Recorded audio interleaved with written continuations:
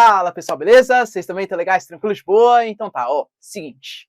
Na nossa aula de hoje eu vou falar um pouquinho sobre a geopolítica do país mais importante do mundo, sobre o Brasil, tá? Geopoliticamente falando, mais importante do mundo, tá? Que é os Estados Unidos. Ainda é a maior potência geopolítica mundial. O seu soft power, a influência mundial, o dólar ainda é a moeda mundial, as trocas econômicas são realizadas em dólar, embora o mundo ele venha se desdolarizando. Isso não é um processo de 2 anos, é um processo para décadas, tá? E os Estados Unidos ainda tem a maior número de transnacionais, o impacto cultural é o maior do mundo, com a sua indústria, produção cultural, músicas, filmes, séries, etc. E, cara, potencial bélico-militar, não preciso nem falar, os Estados Unidos com certeza é o país mais importante, o país mais desenvolvido do mundo nesse âmbito, tá? Então isso tem que estar bem claro na cabeça de vocês. A gente já tem aula aqui na plataforma falando sobre o governo Obama e sobre o governo Trump, tá? Isso tá nas aulas de atualidades 2021. A gente vai falar um pouco agora, obviamente, sobre o governo Biden, né? Sobre o que significa um pouco o governo Biden. Só que, claro, geopolítica e atualidades é sempre uma noção de comparação, é sempre uma noção também de desenvolvimento da história. Eu não tô aqui para ficar contando notícias para vocês, basta vocês lerem o jornal para isso. Professor, não lê o jornal. Tem que ler, é importante, tá? Mas eu tô aqui para fazer um pouco de uma análise e traçar um pouco da história e da geografia por trás dessas notícias, contextualizar isso aqui para vocês, tá bom? Se a gente for pegar o governo Biden, a gente tem que ter bem claro, inicialmente, que os Estados Unidos, ele não tem só 2 partidos políticos. Existem vários partidos políticos nos Estados Unidos. Só que de abrangência nacional, existem 2, que é o Partido Republicano e o Partido Democrata. O Partido Democrata, ele é conhecido como um partido de centro ou centro-esquerda, enquanto os republicanos, centro-direita ou direita, né? Enfim. Só que imagina o seguinte, eu estou falando para vocês que todo o pensamento político americano, pelo menos em âmbito nacional, ele vai ser dividido em 2 grupos. Vocês acham realmente que só existem 2 tipos de pensamento nos Estados Unidos? Claro que não, né?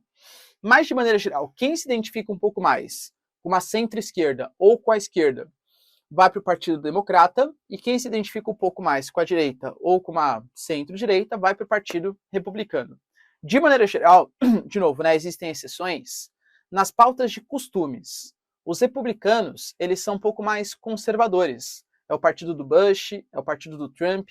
Então, o partido, por exemplo, não é a favor da legalização do aborto, é a favor da criminalização das... Tem exceções, né, de novo, mas é a favor da criminalização das drogas. São mais conservadores nas pautas de costumes, nas pautas governamentais. Já os democratas, eles tendem a ser um pouco mais progressistas, tá? Então, a favor, por exemplo, do casamento entre pessoas do mesmo sexo, da liberação de drogas, liberação do aborto, entre outras coisas. Já sobre a pauta econômica, de maneira geral, os republicanos eles são um pouco mais liberais, um pouco mais contrários à intervenção do Estado na economia, enquanto os democratas eles são mais sociais-democratas, ou seja, a favor de uma intervenção mais forte do Estado na economia. Então, programas sociais, sobretaxar grandes fortunas, fazer programa de distribuição de renda, programa social, enfim, por aí vai, né? Então, um pouco mais esquerdo os democratas e republicano um pouco mais direita. Lembrando que, aqui no Brasil, geralmente, a gente associa muito partido mais de direita a partir de uma coloração mais azul, enquanto os de esquerda são mais vermelhinhos aí, né? Nos Estados Unidos, ao contrário, o Partido Republicano, que é associado à esquerda, ele é associado ao vermelho, enquanto os democratas, que é um pouco mais à esquerda, aliás, os republicanos à direita, eles são vermelhos, e os democratas, que são mais à esquerda, eles são mais azuis, tá? O Joe Biden, ao contrário do Trump, que foi o seu antecessor, ele é do Partido Democrata, ou seja, ele é considerado um social-democrata. Ele é considerado um cara um pouco mais de centro, centro-esquerda, tá? Quem é o Joe Biden? O Joe Biden, ele foi, como eu coloquei aqui para vocês, tá? Do Partido Democrata. Lembrando, só rapidão, tá? A era Biden que a gente vai discutir nos Estados Unidos é uma era que começa muito confortável para o governo Biden, por quê? Talvez vocês que se interessem um pouco mais por política e estão vendo o que vem acontecendo no Brasil recentemente, percebam o quão importante é o poder legislativo num país. De maneira geral, os brasileiros, o mundo como um todo, se preocupa muito com o poder executivo, né? Então quem eu vou votar para prefeito, quem eu vou votar para governador, quem eu vou votar para presidente. Só que se esse cara ele não tiver uma base parlamentar que se adeque às vontades dele, ele não consegue criar nada, ele não consegue governar. Cara, convenhamos, imagina, eu sou um presidente de esquerda, só que o Congresso é todo de direita. Eu quero fazer uma política pública, a distribuição de renda. Pô, se o Congresso não criar uma legislação que favoreça liberar verbas para eu executar as coisas, eu não vou ter dinheiro para conseguir fazer isso. Então não basta você ter um político, um poder executivo, presidente, governador tal, que pense de acordo com os seus princípios, se a Câmara e o Senado não estiver também de acordo com as suas propostas. Por exemplo, o Trump, quando era presidente dos Estados Unidos, ele sempre teve o Senado a seu favor, de maioria republicana. Só que a Câmara dos Deputados era de maioria democrata. Hoje, o Biden, ele conta com uma pequena maioria, tanto na Câmara como no Senado. Ou seja, se todos os democratas que estão na Câmara e no Senado votarem de acordo com o que o Biden quer, pensando só na questão política, né? Só na questão partidária, não pensando, porque tem democratas, novamente, que diferem do Biden, etc. Mas, em tese, é um governo mais fácil dele fazer. As leis que ele quer vai ser mais facilmente aprovada do que se o Senado fosse de maioria republicana ou o Congresso, né, a Câmara de maioria republicana. Então isso facilita bastante o governo Biden, tá bom? Então Biden pertence ao Partido Democrata, ele não é um político novo, tá? Para vocês terem uma noção, ele foi senador dos Estados Unidos desde 1973, cara, a primeira crise do petróleo estava rolando no mundo, e o cara já era senador dos Estados Unidos e ficou até meados de 2009. Quando ele abandonou o cargo de senador para concorrer junto com Obama, a chapa democrata, que acabou sendo eleita, contrária aos republicanos, né? Então você teve a derrota ali, a saída do governo Bush, depois de uma crise de 2008 que estava instalada, e o Biden, ele até pleiteou a ser o candidato à presidência, já era um político mais que experiente, né? Mas acabou não levando aí as eleições. Lembrando, esse é um ponto bem importante, tá? O Biden, quando ele foi eleito o presidente mais idoso da história dos Estados Unidos. Estou aqui em 2022 gravando para vocês. O Biden está com 79 anos. Inclusive, existem algumas suspeitas. Recentemente, né? Ele fez algumas coisas um pouco estranhas, assim. Ele comete umas gafes, né? Ele é um pouco atrapalhado, assim, na hora de falar. Então, por exemplo, ele já se referiu a Kamala Harris, que a gente vai falar logo menos, que é a vice-presidente dos Estados Unidos, como presidente muitas vezes. Por que ele chama ela de presidente e não ele como presidente? Além de tudo, ele dá discurso, aí quando ele sai, ele vai cumprimentar. Aí ele cumprimenta o ar uma vez, cumprimenta o ar outra e vai embora. Então tem muita gente que desconfia, inclusive, da própria sanidade mental do Biden. Isso é uma marca bem forte também, tá? É o presidente mais idoso. Inclusive, o Trump, ele é idoso, né? Tem 75 anos. Só que, assim, as atividades mentais dele, aparentemente, estão muito mais sólidas, bem desenvolvidas, do que o Biden, tá? Esse é o fato. E ele foi vice, então, do governo Obama de 2009 até 2017. Beleza? Ok. O Trump, que foi o presidente antecessor ao Biden, ele foi um presidente, no mínimo, polêmico. E essa eleição do Biden, eu diria para vocês que não era uma eleição muito de pessoas que gostavam do Biden. O Biden nunca foi... Claro, o cara foi senador durante vários mandatos, tal, mas ele nunca foi um presidente muito bem quisto, que aglomerava multidões. Biden, adoro esse cara, tal. Mas era um cara ali que, para um Senado, uma Câmara, tal, pô, tinha certo sucesso, era bem quisto. Mas agora, para um cargo assim majoritário como presidente, dificilmente as pessoas gostavam tanto dele para ter um voto muito grande. Agora, o Trump era um cara que ele arrasava corações, no sentido positivo e no sentido negativo. A população americana não tinha muito assim meio termo, né? O Trump é um presidente ok. Não. O Trump é horrível ou o Trump é ótimo. Então, a eleição que o Biden concorreu e que ele venceu o Trump, não foi muito uma eleição Biden contra Trump. Foi uma eleição muito mais Trump contra não Trump. Eu odeio o Trump ou eu amo o Trump? Se eu odeio o Trump, eu vou votar no Biden porque é a escolha que tem. E se eu amo o Trump, claro que eu vou votar nele, tá? Foram eleições que foram muito disputadas. E, claro, numa época de pandemia, nos Estados Unidos, é legal a votação por cartas. Geralmente, dentro dos Estados Unidos, as pessoas que eram mais negacionistas da pandemia, de novo, tem exceções, tá? Mas as pessoas que eram mais negacionistas na pandemia seguiam mais o Partido Republicano a favor do Trump, e as pessoas que eram mais, não a favor da pandemia, né, mas respeitavam mais as diretrizes da OMS e tal, eram mais democratas. Ou seja, a maioria dos democratas acabaram votando por, talvez não a maioria, né, mas uma parte importante votando por carta. Nas eleições americanas, as primeiras apurações que aconteceram dos votos não foram das votações por carta. Então, em vários estados americanos, o Trump ele começou vencendo assim disparado, e aí quando começaram a apurar as votações por carta, o Biden ele conseguiu virar em uma série de estados, inclusive estados que eram tradicionalmente republicanos, como por exemplo o estado da Geórgia, tá? O estado da Geórgia, tradicionalmente republicano, acabou vencendo o Biden, por exemplo. E aí começou-se a suspeitar que existiram fraudes na campanha eleitoral. Cara, de novo, eu não sou adepto da teoria da conspiração e tal, então tendo a acreditar que uma democracia bem sólida, como a democracia americana, não tenha toda uma corrupção do poder judiciário, com o poder executivo, com o poder legislativo, foi todo um golpe para a derrota do Trump. O Trump, ele começou a divulgar, falou ali de denúncias de pessoas que mortas, que voltaram e tal. Cara, de fato, o Poder Judiciário, a polícia norte-americana, investigou todas as denúncias e chegaram à conclusão que não houve fraude eleitoral. Ah, professor, mas eu vi no WhatsApp, eu vi no Telegram, eu vi no sei o que lá tal. Cara, de verdade, pode ir com as teorias da conspiração para você, não vou, enfim, né, não acho interessante, mas se você quer, fica para você. Mas a gente está discutindo aqui uma coisa mais séria, que é um concurso, um vestibular, enfim, né, não sei exatamente qual que é o seu grande objetivo. Para isso, não houve fraude eleitoral, mas sim houve uma tentativa do Trump em convencer a sua base eleitoral que houve fraude nas eleições. Tanto que, por exemplo, uma coisa que ficou muito caricata do momento pós-eleição foi a invasão ao Capitólio, do dia 6 de janeiro. Aquela figura grotesca daquele Vic, né, talvez vocês se lembrem, invadindo o Capitólio, representa uma ameaça à democracia, cara, um movimento de violência, a população invadiu o Capitólio, não reconhecendo o resultado das eleições.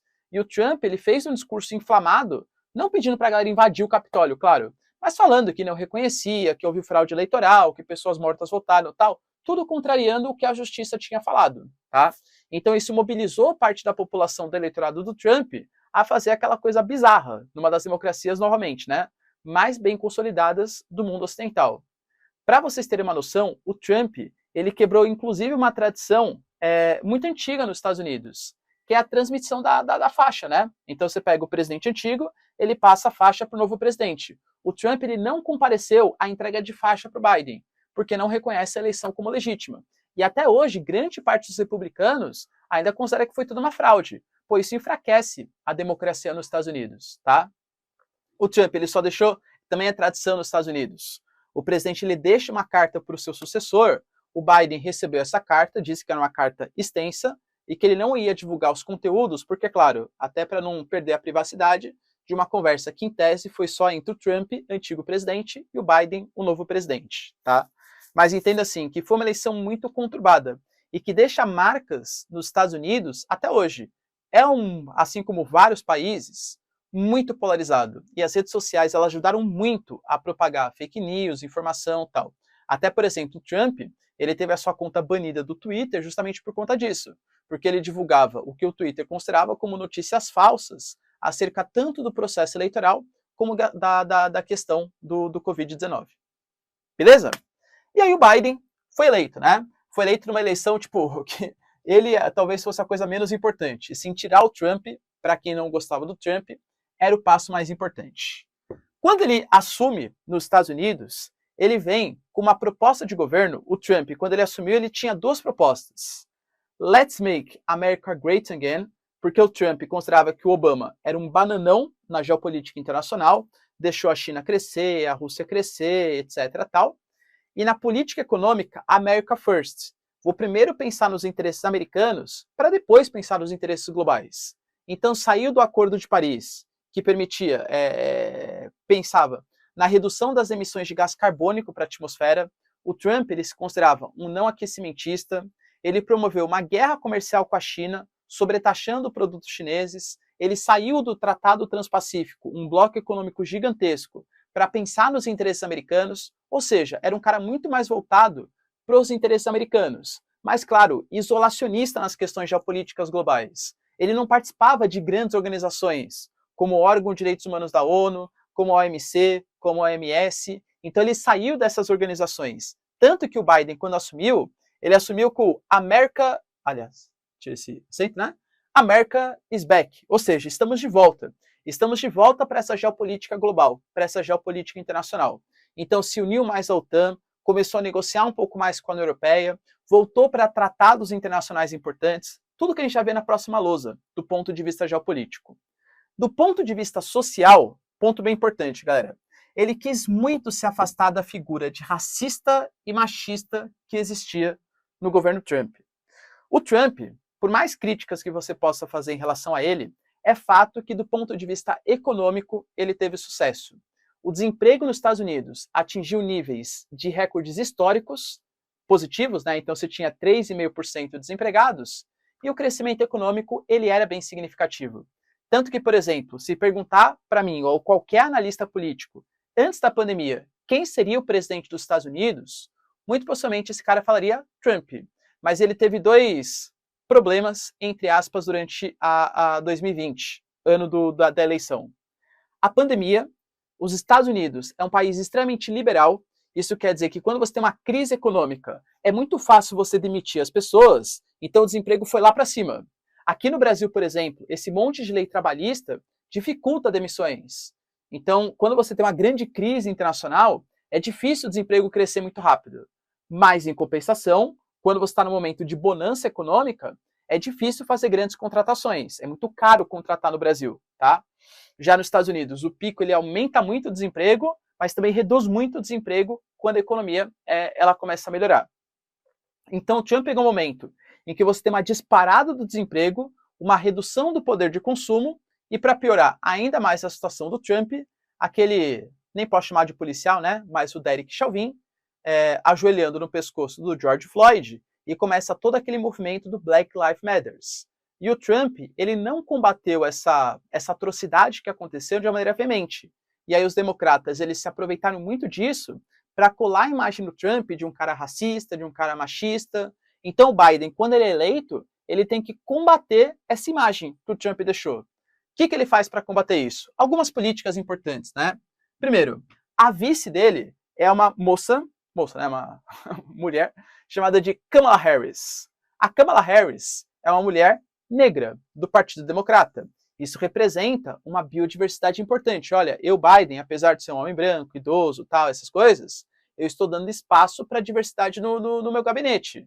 Estou colocando como vice a Kamala Harris. E muito possivelmente, nas próximas eleições, talvez o Biden nem concorra à reeleição. Talvez seja a Kamala Harris. Será que teremos a primeira presidente mulher negra da história dos Estados Unidos? Pode ser, tá bom? Outro ponto importante. Ele formou dentro do seu gabinete, secretariado, ministros, tal, o gabinete mais diverso da história. Quando você pega aquela fotinho do ministério do Biden, existe, cara, uma diversidade muito grande. Homens negros, mulheres negras, pessoas trans, por exemplo, participando, tá? Então isso é uma coisa muito simbólica de oposição. Ó, sai professor Ricardo, entra Ricardo Pessoa aqui. Nossa, professor, mas o Biden, ele é tão, assim, progressista, tal? Nunca foi, né? Mas ele precisava mostrar para os Estados Unidos que ele estava se descolando daquela imagem de sujeito atrasado, tal, conservador, reacionário, que era o Trump, para a figura de um cara mais progressista, mais a favor da igualdade, do movimento LGBTQIA+. Então, por isso que ele fez essa formação desse gabinete bastante diverso, tá? Bom, independente das motivações, é fato que você teve uma representatividade maior na política americana, tá bom? Por exemplo, tivemos um juiz da Suprema Corte se aposentando. E aí quem nomeia é o chefe do Poder Executivo, é o presidente. O Joe Biden indicou a Ketanji Brown. A Ketanji Brown é uma juíza negra. É a primeira juíza negra da história da Suprema Corte dos Estados Unidos. Ela se autodefine como uma juíza garantista. O que é uma juíza garantista, professor? Existem alguns juízes... Como posso falar isso? Existe ali a Constituição, certo? A Constituição não é um juiz que escreve. A Constituição é o poder legislativo que escreve, que legisla, que criam as leis. Qual que é a função do juiz? É ler o que está escrito na lei e julgar de maneira técnica. Só que existem alguns juízes que leem a lei e querem interpretar um pouco a lei a mais a seu bel prazer, assim. Leva em consideração a opinião da opinião pública e coisa que o valha. Então você pega, por exemplo, está na letra da lei que, sei lá, um cara cometeu um estupro, né? Enfim, estupro, o cara não pode, sei lá, o cara tem que ficar preso durante 5 anos só. Ah, mas a opinião pública viu que o cara estuprou e viu que o cara estuprou uma moça branca de uma classe média alta, não sei o que lá, tal. então ganha muito mais visibilidade. Talvez o juiz não garantista, assim, ó, tem 5 anos aqui, mas eu vou dar mais 2, 3 anos por causa disso, disso e disso. Um juiz garantista, ele só aplica o que está na lei. Então, muitas vezes ele é visto como um cara impopular, porque, sei lá, casos de corrupção que mexe com a opinião pública, geralmente você quer uma punição maior para aquele cara, mas se está na letra da lei, a pena ela acaba sendo até menor, tá? Então ela se define como uma juíza garantista, aplica o que está na letra da lei. O Biden, ele criou na verdade o feriado já existia, mas ele tornou oficial como feriado federal, o chamado Juneteenth. O que é isso, professor? É um feriado nacional do dia da emancipação da escravidão negra nos Estados Unidos. Então rememora, lá no século XIX, o fim da escravidão nos Estados Unidos. Não era um feriado nacional. O Biden, para reforçar esses valores contra racismo, contra o machismo, ratificou o feriado. Outro ponto, fim da proibição de transgêneros no exército dos Estados Unidos. Então, por exemplo, se você nasceu como homem, mas se confia, né, mas se sente como mulher, até dependente de se fez cirurgia de mudança de sexo e tal, você não poderia fazer parte do exército americano como mulher. Agora pode. E vice-versa também vale, né? Então uma mulher nasceu, um homem, na verdade, que nasceu mulher e se transforma, né? Não vira, né? Mas enfim, assume o seu gênero como homem, pode participar também do exército americano dentro do exército masculino. Então isso é uma mudança super importante que, novamente, reforça a figura de Biden mais associado a esse movimento LGBTQIA+. Os democratas, eles tendem a ser um pouco mais progressistas, tá? Então, na pauta de costumes, percebam a diferença frente ao governo Trump, considerado extremamente conservador. Agora, da questão econômica, o Biden, ele assume um Estados Unidos extremamente complicado. Um Estados Unidos em plena crise econômica. Cara, é ano de pandemia. A crise econômica, desemprego nos Estados Unidos, recessão econômica, tudo tal. O Biden, já existia um certo anseio popular para aumento de gastos públicos, para fazer programas de estímulo econômico. O Biden já tem uma veia democrata mais gastona. E para melhorar ainda a situação do Biden, tem maioria no Congresso. Os republicanos nem podem reclamar muito, porque os caras não têm número para fazer grande reclamação, se os democratas tiverem consenso que é importante a criação de gastos públicos. O Biden, se eu tivesse que marcar para vocês, a principal característica do governo Biden até agora é um governo gastão, impressora de dinheiro. Vão imprimir dinheiro até não poder mais, tá? Então, o Biden, ele promoveu uma política de altíssimos gastos públicos. Novamente, uma política bastante social-democrata. Eu já comentei com vocês aqui algumas vezes, mas vou ressaltar de novo por quê. Porque eu sou um cara que ama economia, né? E já vou citando para vocês que não existe mágica na economia. Professor, eu gostei, né? Essa coisa de imprimir dinheiro, você faz pacotes de estímulo econômico, dá dinheiro para a população mais pobre. Sensacional. Vamos lá. Se o Estado está dando dinheiro, lembrando, o Estado não tem dinheiro. Quem tem dinheiro somos nós, população, que estamos dando dinheiro para o Estado e esse Estado está distribuindo o nosso dinheiro. Então o dinheiro ele vem de algum lugar. Se o governo ele começa a criar mais gastos públicos, se for para ajudar a população mais pobre, sensacional, só que tem que tirar de algum lugar. Né? Não existe mágica, não existe dinheiro que seja criado. Da onde que vai ser tirado? Ou você corta gastos públicos, principalmente do alto funcionalismo público, presidente, senador, juízes e tal. Vocês devem imaginar quantas vezes isso acontece ao longo da história, né? Assim, próximo de 0, talvez tendendo a -1. Ou seja, sobe ainda o salário dos caras. Então, se você não vai cortar gasto público, você vai ter que tirar dinheiro de outro lugar. Ou você vai criar impostos. O Biden pleiteia, isso aqui está com dificuldade de ser aprovado, um imposto sobre grandes fortunas nos Estados Unidos. Então, fazer com que Elon Musk, Jeff Bezos, né, então essas grandes, Mark Zuckerberg, essas grandes referências, paguem maiores impostos para os Estados Unidos conseguir fazer maiores programas de distribuição de renda. Só que isso aqui enfrenta uma resistência muito grande nos Estados Unidos. A veia norte-americana, historicamente, é uma veia mais liberal, não uma veia de sobretaxar grandes fortunas para fazer políticas de distribuição de renda. E existe também o grande medo, é que talvez esses grandes bilionários, eles fujam, eles criem asilo econômico em outros países para não pagar os impostos americanos, tá? Mas enfim. Então ele tem uma política, então ou você vai, para você conseguir fazer esse aumento dos gastos públicos, existem algumas soluções. Imprimir dinheiro. Professor, não existe o dinheiro. Eu vou lá e imprimo, tenho mais dinheiro. Sensacional. E lembrando, para os Estados Unidos, é menos problemático imprimir dinheiro do que é para outros países. Vamos imaginar o Brasil. O Brasil vai lá e imprime dinheiro para fazer política pública. A nossa moeda é baseada no dólar. Então, se a gente imprime dinheiro, vai ter mais real do que dólar, consequentemente o real desvaloriza. E olha que coisa, hein? Olha o poder que os Estados Unidos têm. Quando os Estados Unidos imprime dinheiro, concorda que o dólar vai se desvalorizar? Verdade, professor, vai mesmo. Isso é ruim para os Estados Unidos. Mas quase todos os países do mundo utilizam como reservas internacionais o dólar. Então, os Estados Unidos, quando ele imprime dólar, ele mesmo desvaloriza a sua moeda, só que ele faz com que cada país, inclusive os seus concorrentes que têm reservas em dólar, também percam valor. Tipo, as reservas financeiras brasileiras, quase 80% das nossas reservas internacionais estão em dólar. Perdeu valor com o Biden imprimindo dinheiro. Então, olha o poder que os Estados Unidos têm nas mãos. Ele consegue desvalorizar a reserva, o poderio de cada país só a partir da impressão de dólar. Porque o dólar é a moeda mundial. É a reserva internacional. É o lastro mundial. Safadinhos, pessoal, safadinhos, tá? Então, ó, quando você, você aumentou os gastos públicos. Ou você imprime dinheiro, que é o que o Biden está fazendo, ou você aumenta impostos, que é o que ele está tentando fazer, principalmente em grandes fortunas, ou você cria dívida, que é o que o Biden também está fazendo, emitindo títulos públicos. Mas não existe mágica. Tudo isso vai trazer como consequência inflação, perda de credibilidade. De novo, com os Estados Unidos é menos pior, porque os caras são a referência mundial econômica. Mas ainda assim, a gente vai ver que os Estados Unidos vem sentindo essa questão econômica.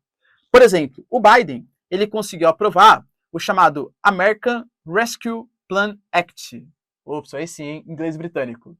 O Plano de Recuperação Econômica da América.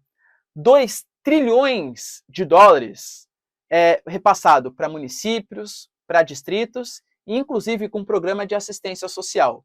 População pobre, classe média, média baixa, tendo acesso a $1.400 por mês. Por mês. Vocês entendem o que é isso? O nosso Auxílio Brasil, que já foi altíssimos gastos públicos, ele representou mensalmente um valor de R$600. Aqui, se a gente for considerar que o dólar tá a 5, né? Isso vai para mais ou menos, galera, mais ou menos não, né? Corretamente, R$7.000. Olha, imagina você ganhando o auxílio de governo de R$7.000. Inclusive, grande parte dos patrões começou a reclamar, o cara está sendo incentivado a ficar sem trabalhar. Por quê? Porque se o cara está recebendo $1.400 sem fazer nada, como auxílio financeiro, para que ele vai procurar emprego? Eu não consigo pagar mais de $1.400 para o cara, tá? Ou então eu vou pagar 1.600, é muito próximo de 1.400. O cara prefere ficar sem fazer nada, né? Ficar sem trabalhar. Então isso, segundo alguns empresários americanos, até desestimulou a recuperação econômica, a criação de emprego nos Estados Unidos. Mas o cara fez um pacote, pessoal, de 2 trilhões. Outro plano aqui que ele tinha era de mais 2 trilhões. American Jobs Plan. Basicamente, investimento em infraestrutura. Aqui era para salvar estados, municípios e a população mais pobre, desempregada, desamparada durante a pandemia. Aqui era investimento em infraestrutura. Aliás, os americanos, principalmente os democratas, eles têm essa mania, né? Lá na crise de 29, o Roosevelt, para recuperar a economia americana, fez o New Deal, construção de obras públicas, para gerar emprego, desenvolvimento econômico. Aqui é mais ou menos a mesma coisa. Investimento em escolas, infraestrutura, internet, rede 5G. Para quê? Para criar emprego e desenvolver a infraestrutura local. Não foi aprovado, porque mais 2 trilhões era muita coisa, mas o Congresso foi lá e aprovou um pacote pela metade do preço, $1 trilhão, chamado de Investment and Jobs Act. Isso aqui é a mesma proposta, criação de infraestrutura, só que com valor menor. Só, entre aspas, $1 trilhão. Se a gente for somar todos os gastos que o Biden teve desde o início do seu governo, dá mais ou menos $4 trilhões. E vocês têm noção do montante que é isso? É muita coisa. Estima-se que 30% de todos os dólares em circulação hoje, eles foram impressos depois de 2020. Inflação, né? Inflação, tá? Então, vamos ver as consequências disso, ó. Primeiro, os Estados Unidos teve, em 2021, né? O maior crescimento do PIB em 37 anos. Então deu certo. Cuidado com essa análise. O que é o PIB? É o Produto Interno Bruto. Você vê, por exemplo, o Brasil, durante o período militar, crescimento de 10, 11, 12% ao ano. Como? O Estado gastava um monte, é óbvio que vai gerar riqueza, né? Só que você está gerando riqueza a partir de endividamento. Aí, se o Brasil aumenta a sua dívida, a gente vai ter que aumentar a taxa de juros, porque fica menos confiável. Então, você gera um déficit econômico. Então, crescer, o Brasil pode crescer também. Vamos crescer 20% ano que vem. Como? O Estado se endivida, constrói um monte de coisa, dá um monte de dinheiro para todo mundo, pronto. Crescimento econômico. Mas é um crescimento irresponsável. Então, o crescimento do PIB não deve ser a única variável que você olha para saber o desempenho econômico de um país ou não. Será que é um crescimento do PIB saudável ou forçado por endividamento, como é o caso dos Estados Unidos? Ou forçado por impressão de papel-moeda, como é o caso dos Estados Unidos, tá? Então, maior crescimento do PIB em 37 anos. Cara, se os Estados Unidos tá gastando um monte, as pessoas estão empregadas, as pessoas estão consumindo e tal, então isso está gerando uma queda do desemprego, pessoal, então, legal. Só que uma inflação gigantesca, uma inflação de 8% ao ano. Uma inflação de 8% já é alta para os moldes brasileiros. E olha que o Brasil está acostumado com inflação, né? Inflação é uma coisa que, né, enfim, vira e mexe dá aqui no território brasileiro. Para os Estados Unidos, uma inflação de 8% é muita coisa. A média deles é 1, 2% ao ano. Uma inflação de 8% demonstra que algo não está certo na economia americana. O Federal Reserve, que é o Banco Central Americano, muito possivelmente vai começar a aumentar a taxa de juros do seu país para tentar conter a inflação. Só que se você aumenta a taxa de juros, você desestimula a economia nacional. Então, muito possivelmente, 2022 para 2023, a gente vai ter uma briga entre um Estado gastão, que é o Estado do Biden, né, que é o governo Biden, e um Banco Central americano tentando conter esse ímpeto de consumo a partir do aumento da taxa de juros. Uma briga entre o Banco Central e o governo Biden, tá bom? Mas, em suma, governo Biden, gastão, hein, pessoal? Gastão. Beleza? Tira um print aí, por favor.